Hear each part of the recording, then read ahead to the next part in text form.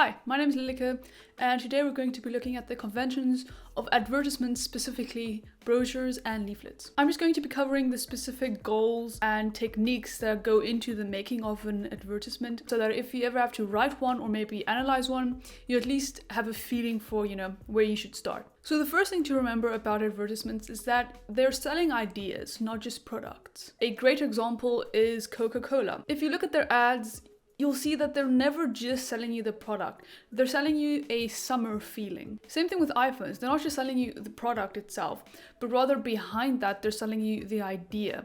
And this idea is elegant, sleek design and efficiency, and everything just works. So all advertisements have a purpose, and here are 4 main ones that I came up with as I was researching this topic. The first one is, of course, to increase sales. That's pretty straightforward. The more people see the product, the more people want to buy it, the more money you make. The second, and I found this to be particularly interesting, is to maintain a brand identity. I don't know if anyone else can relate, but I've often watched like the soccer World Cup, and then I see ads for Coca-Cola, and I'm like, why are they spending so much money to make these ads and show them on television? Like, everybody knows who Coke is. Why would they still be making ads? And the reason is they want to maintain that brand identity, and I think they do a great job at that. The third reason would be to introduce new products. Oftentimes with iPhones, you'll see that all the time.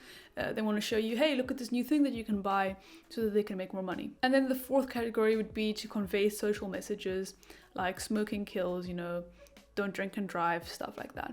The main goal that advertising has is to create a need and desire in the viewer to buy the product. With food advertisements, they'll always try to make the food look as nice as possible, because they want you to actually salivate, so that your body's like, come on, I'm hungry, I want to eat that, even though you weren't hungry 3 seconds before you started watching the advertisement. So there's a psychology behind it. They want to promote their product via persuasive or emotive means. And part of that is creating a good logo or slogan. It's designed to be memorable and hold your attention. And that's what every ad wants, for you to see it, pay attention to it, and for you to remember it. The fact that when this pops up on your screen, your first thought is Trivago is the reason brands spend so much money on marketing advertisements. This Hotel Trivago advertising scheme was one of the best ones I've seen in years. And I mean, it even became a meme online, which is exactly what a company wants. Any exposure is good exposure, as they say. Something to always keep in mind that every advertisement has a target audience. Every single thing in the ad is there for a specific purpose, and that purpose is to cater to the specific target audience that they decided on before they started making the ad. So, for example, you'll often see brands stereotyping very aggressively with like very pink florally stuff when it's something that they're marketing towards women, and then something more like butch blue when they're marketing for guys. Alright, so advertisements are selling ideas, not just products. They have a specific purpose, a target audience, and there's a psychology behind it. So let's go into the specific persuasive strategies that advertisements will use to try to persuade you to buy their products. The main persuasive strategies that brands and anyone really uses when they're trying to persuade you of something can be broken down into 3 main groupings: pathos, logos, and ethos. So the pathos would be an attempt to evoke an emotional response out of the viewer. It could be a positive emotion, such as happiness, that in an image of someone, drinking a can of Coke.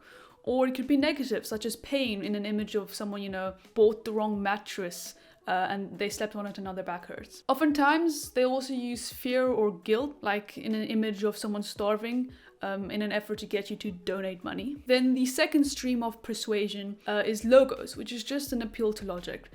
It'll be like the facts about the idea, such as smoking kills, or specific figures stating how many people get killed every year due to drunk drivers. And then the third stream of persuasion, that's what I'm calling it now, is ethos. This is an appeal to credibility or character. The brand will try to convince the viewer that the company is reliable or credible. Oftentimes, they'll appeal to the ethos by, getting celebrity endorsements, like getting someone who just played in a huge movie to like pose with a shoe or something. Or they'll get expert opinions, like the classic 9 out of 10 dentists recommend this toothpaste. This is all an attempt to get you to be like, oh, I trust these guys, and therefore buy their product. Okay, so those are the specific conventions of advertisements that you should try to inject into your own writing or seek out when you're analyzing a specific brochure or leaflet. When it comes to the specific conventions of brochures and leaflets, it's good to distinguish between a brochure and a leaflet because they're kind of very similar, but there is a distinct difference between the two. A brochure is a pamphlet intended for free publication, whereas a leaflet is informative or promotional and it is made out of a single piece of paper. So oftentimes when you go to like school open days, they'll give you a leaflet that you fold it up and then you can hold it out, and it's kind of like a little map and it has all of the information on it. That's a leaflet. So key elements visually of a brochure or leaflet would be the name and logo of the company or brand that made the leaflet. Oftentimes they'll have a slogan or the brand slogan on it. There will be like an enticing cover because it's visual, so they want you to pick it up and actually look at it, so they'll make it interesting and visually pleasing in an attempt to get you to do that. It'll always have some main text, maybe describing what it is that the product is, and then obviously always some contact information, or maybe, out in theaters on the 3rd of May, as in the date that a product is being released. If you want a summary of this video that is in text form, just click on the first link in the description. That'll take you over to the blog that I wrote for this specific video. Otherwise, if you want to learn more about AS Level English, click over here. And if you want to learn about how you can study for exams, click over here. But thank you so much for watching this video. I'll see you in the next one, and good luck on your studying journey.